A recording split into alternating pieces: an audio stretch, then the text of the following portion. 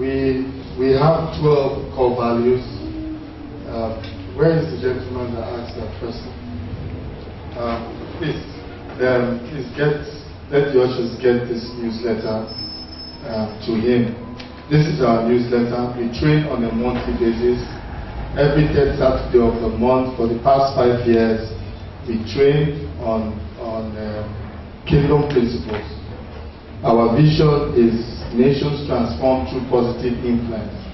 Then our mission is equipping men and women with kingdom principles for business and leadership, which is what we're doing here. Kingdom principles. So every time we meet, we share those principles and we counsel and we pray with you. We do quite a lot in that. If you come for our monthly meetings, you'll be able to understand. We have 12 that we believe. Maybe I'll just take 3 for you, and after you read it, we seek to transform our city, our nation, by promoting kingdom principles for business and leadership. As I've said, I am God's priest in the marketplace. My business and career is my ministry, and my office, my pulpit. Excellence in service is non-negotiable. Therefore, I must be the best in all that I do. Everything that we do, from the packaging that you talked about, is done excellently well, because we believe that the first time we did ICBEG, it was people felt that we were going to knock wood and bring wood. I said no. I think I said it here this week that I took my company to Nigerian Oil and Gas and Offshore West Africa while I was working. And the Lord said that this knowledge and this thing that you have gotten in the oil and gas, you must bring it home.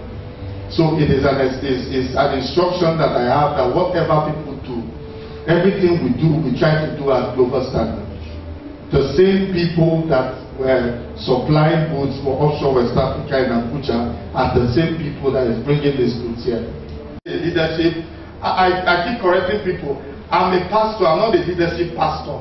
I'm a coach and a business and a leadership coach. I'm a pastor. I can teach on salvation, I can teach on anything. It's just that people know you for a certain thing. I told somebody long ago, and I said, look, I think I have calling in leadership. They said, not you.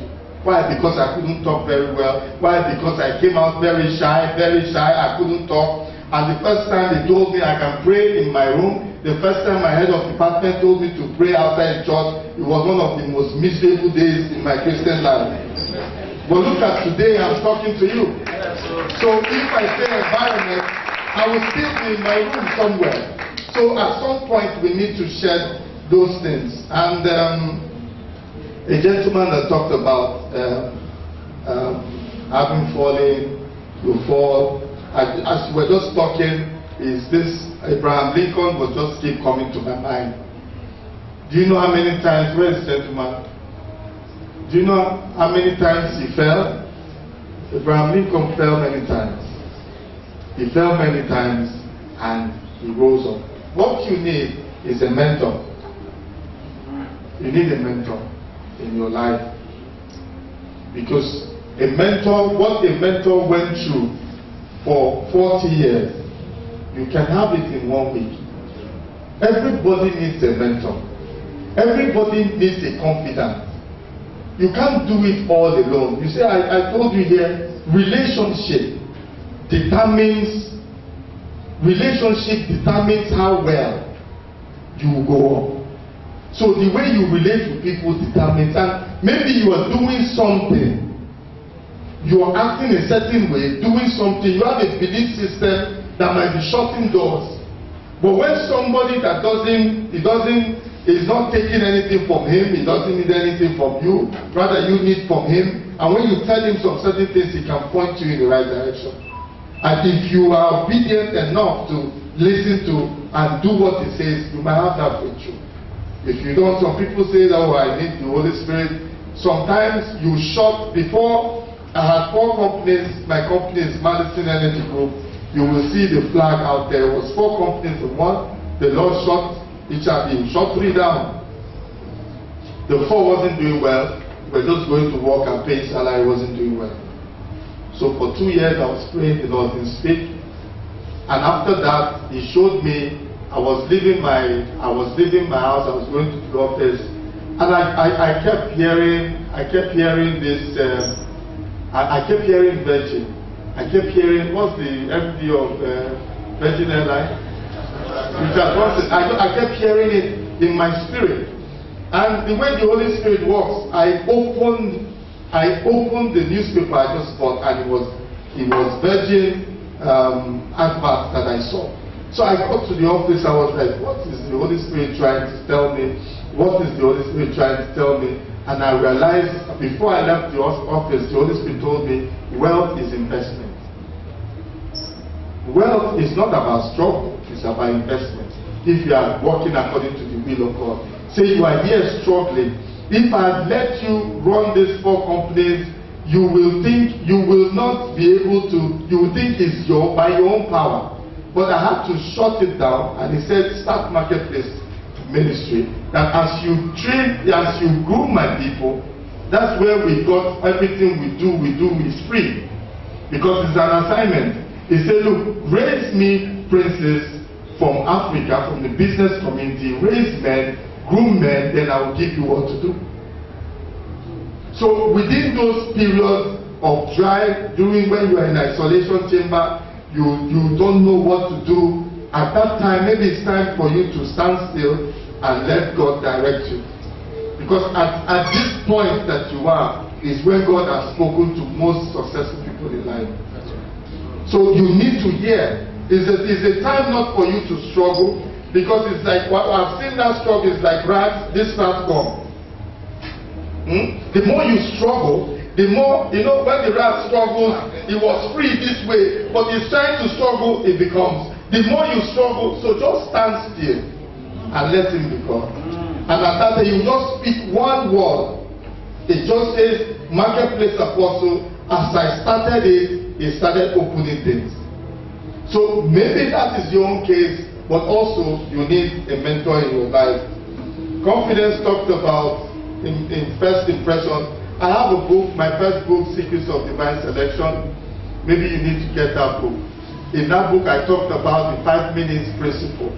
And what it talks about is that most successful people are too busy and they have a concentration span no more than 5 minutes. So if I wake you up in the night, what will you be able to tell me about how to take you to the next level? When you meet someone that can help you, what do you tell him?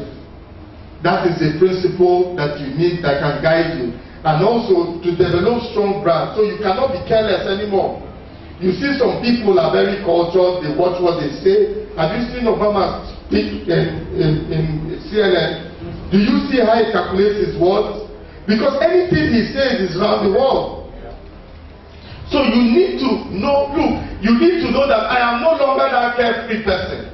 I am a strong brand, this is where I'm going. So you have to begin to talk and act exactly the way where you see yourself, even if you have not gotten there. So I told you, success is deliberate. And so is your action, and so is your behavior. There is no shortcut to it.